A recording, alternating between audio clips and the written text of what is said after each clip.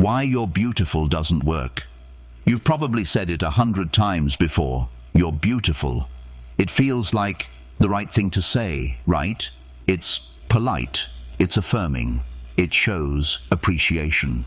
But here's the truth. It's also empty. Not because beauty doesn't matter, but because those 3 words have lost their impact. They've become background noise in a woman's daily life. Compliments like that are safe, predictable, and most importantly, they don't move her. What you need to understand is that desire isn't born in the obvious. It's born in the unspoken, the unexpected, the psychologically loaded spaces between words, the ones that reach under her skin and make her feel seen in a way she doesn't even fully understand.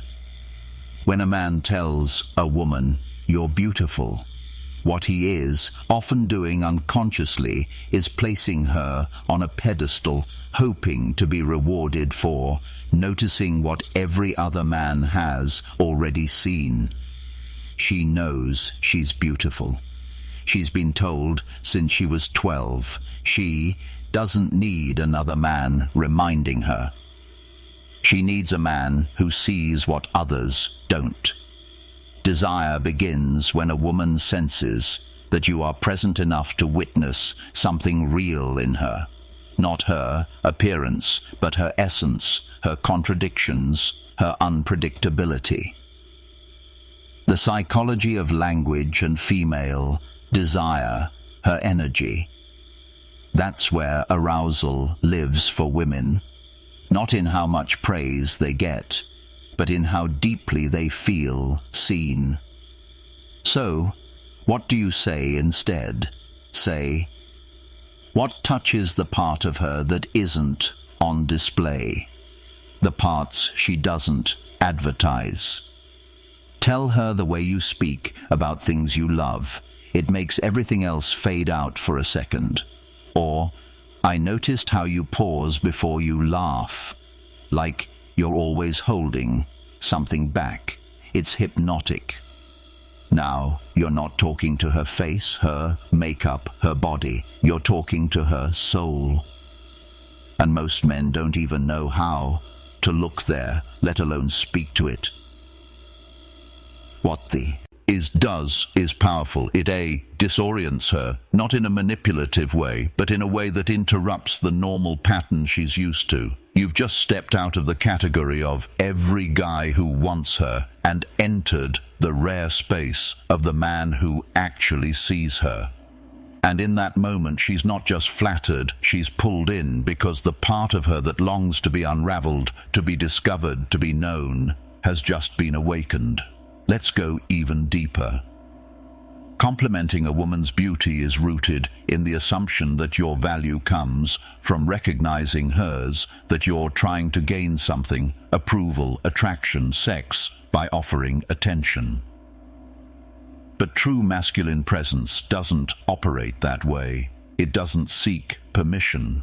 It penetrates reality. It speaks not to impress, but to reveal, to reflect something back to her that even she didn't fully grasp. This is what Esther Perel often touches on when she talks about erotic intelligence. The idea that desire isn't about what's seen, it's about what's imagined. It's about the psychological space that opens, what women really hear when you compliment them up between two people.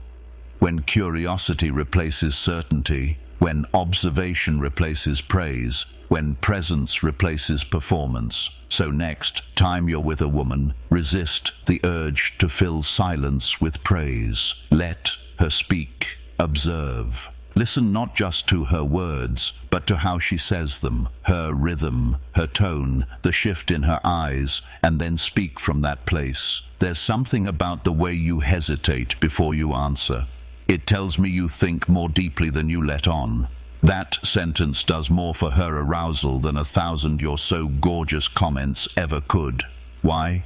Because it requires your presence to notice.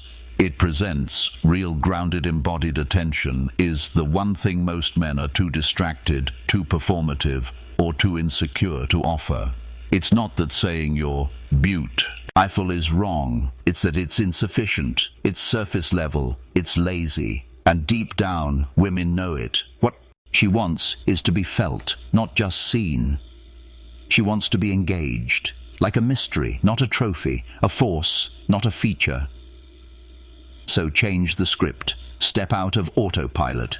Speak to her in a way that touches what's hidden. Let her feel like you're tuning into something subtle, something sacred, not just scanning her for what's obvious. That's when desire starts to build. That's when she begins to lean in. And that's when she starts imagining what it would feel like to be fully opened by a man who actually understands the language of her inner world.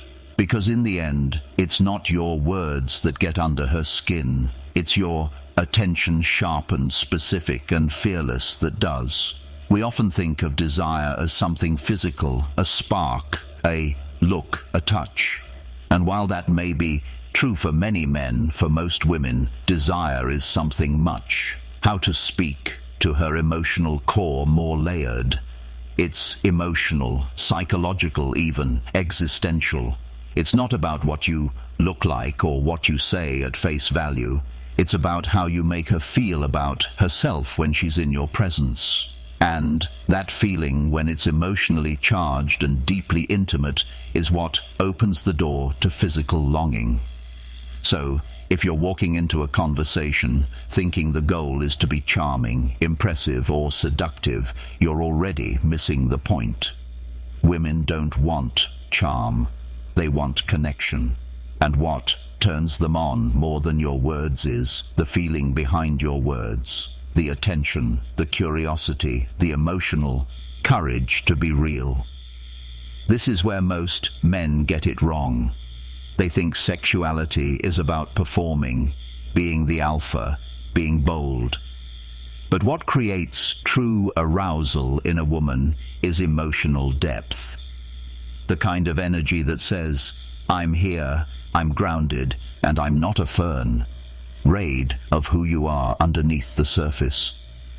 That's the masculine presence that draws her in. Not the man who rushes to prove his worth, but the one who calmly witnesses her complexity and holds space for it. It starts with your language. Are you saying things that reflect observation and presence, or are you just throwing out compliments and hoping one sticks? Think about the difference between saying, "You look amazing in that dress," versus, "There's something about the way you carry yourself when you're comfortable, like your energy fills the whole room without trying." One is surface-level approval, the other is emotional precision, and precision is seductive. Because here's what no one tells you. Women are not craving validation. They are craving relevance. They want to feel relevant to you, not just as a body, but as a force. And that means engaging with the parts, the hidden power of observation versus praise of her that are rarely touched. Her ideas, her stories, her silences. When you say something that reflects that you've actually been listening, you unlock a part of her that most men never get close to. You activate her emotional imagination, and that's where desire begins. Now, I'm not suggesting you turn every interaction into a therapy session. This isn't about being heavy or intense for the sake of it. It's about being tuned in. It's about saying things that arise from your attention, not from your agenda.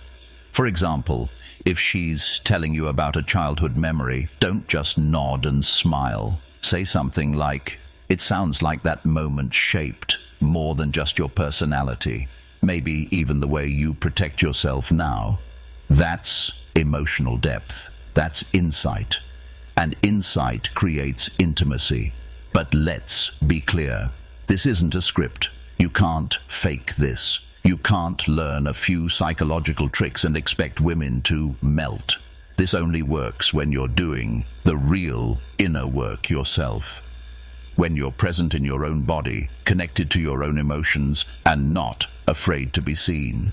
Because the more emotionally available you are, the safer she feels to open. And the more she opens, the more she wants to be close to you physically, mentally, sexually.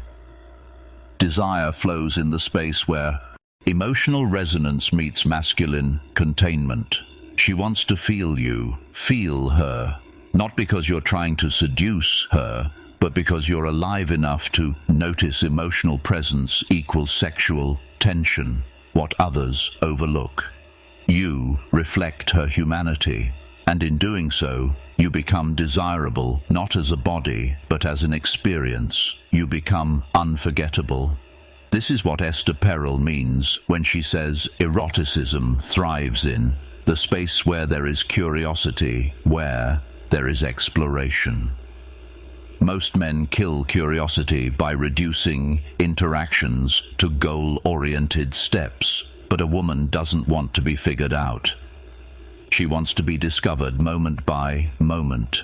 That's what arouses her, not being captured, but being caught off guard by a man who sees what's behind her eyes before he ever reaches for her or body. And if you're thinking this sounds like work, it is. But it's the kind of work that separates men she forgets from the one she'll never stop thinking about, the one who made her feel something no one else could. So here's what I want you to remember. If you want to awaken desire, speak to what's underneath. Not the beauty she shows, but the emotion she hides. The thoughts she's unsure are safe to say. When you touch that with your words, with your eyes, with your energy, you become more than attractive. You become desired. And in that space, everything changes. One of the most misunderstood ideas in male-female dynamics is the belief that women are looking for praise, that if you simply say enough flattering things, she'll be drawn to you. But here's the uncomfortable truth. Praise without presence is just noise. She doesn't need more admiration. She needs to feel your energy, your stability, your depth. And that doesn't come from telling her she's beautiful. It comes from showing up with masculine stillness and her erotic imagination. A kind of quiet, grounded power that very few men know how to embody. When you say you're beautiful, what are you really doing? In most cases, you're seeking approval. You're hoping that by offering her a compliment, she'll reward you with attention, affection, or validation. But that dynamic puts you in the role of the performer and her in the role of the judge. You're offering something and waiting for her to respond. That's not desire. That's negotiation. Masculine presence is not about offering. It's about being. It's about standing in who you are with nothing to prove and nothing to chase. A woman doesn't fall for a man because he flatters her. She falls because she feels something when she's around him. She feels herself soften. She feels her guard drop. She feels safe. Not because he told her she's special, but because his energy invites her into the present moment. This is why true presence is so much more powerful than praise. When you're present, you're not performing. You're not trying to be impressive or clever or seductive. You're simply there, alert, receptive, anchored. You're not distracted by how she's reacting to you. You're not trying to read her mind or manage her impression of you. You're just witnessing her deeply with no agenda. And, paradoxically, that's what makes you magnetic. Because here's what the energy shift that pulls her in happens when you stop praising and start observing. You shift the dynamic. Instead of making it about her appearance, you start speaking to her essence. You might say there's a quiet intensity in the way you look at people when you're really listening. It's disarming. That's not praise. That's perception. And perception, when it's authentic and precise, is intoxicating. She doesn't just feel seen, she feels known. And in that moment, attraction is no longer about your looks or your words. It's about the experience of being around you. Now, this kind of presence isn't something you fake. It's not a tactic. It's a way of being that comes from doing your own internal work. It comes from being in touch with your emotions without being ruled by them. It comes from knowing your own worth so deeply that you don't need to advertise it. And when you show up like that, calm, clear, deeply rooted, she feels it in her body. She relaxes, she trusts, and her imagination begins to open. What many men don't realize is that women are constantly scanning for emotional safety. Not safety in the obvious sense, but safety in the deeper sense. Can she express herself without being judged? Can she be raw or silly or intense and not have you flinch? Can she surrender to her own desire without feeling like she's being used? These questions are being answered by your energy long before she says a word. And that's why words alone are never enough. You can say all the right things, but if your energy says, I need something from you, she'll feel it, and she'll back away. But if your presence says, I'm here and I don't need to take anything, I just want to witness what's real, she will be drawn to you with a force she can't explain. This is the essence of masculine containment, the ability to in all thoughts become the man she can't forget. Hold space without trying to control it. You don't rush to feel silence. You don't try to steer the moment. You let things unfold. And that patience, that stillness is what allows her to feel safe enough to come toward you. Not because you pushed, but because you pulled her in, not with effort, but with essence. So stop reaching for praise. Stop defaulting to compliments. Let your words come from observation, not performance. Let your energy do the heavy lifting, because when a woman feels your presence, when she senses your depth, when she experiences you as a man who's not trying to impress her but to understand her, that's when the game changes. And here's what you need to remember. A woman doesn't crave a man who tells her she's beautiful. She craves a man who makes her feel irresistible simply by the way he sees her. Be that man.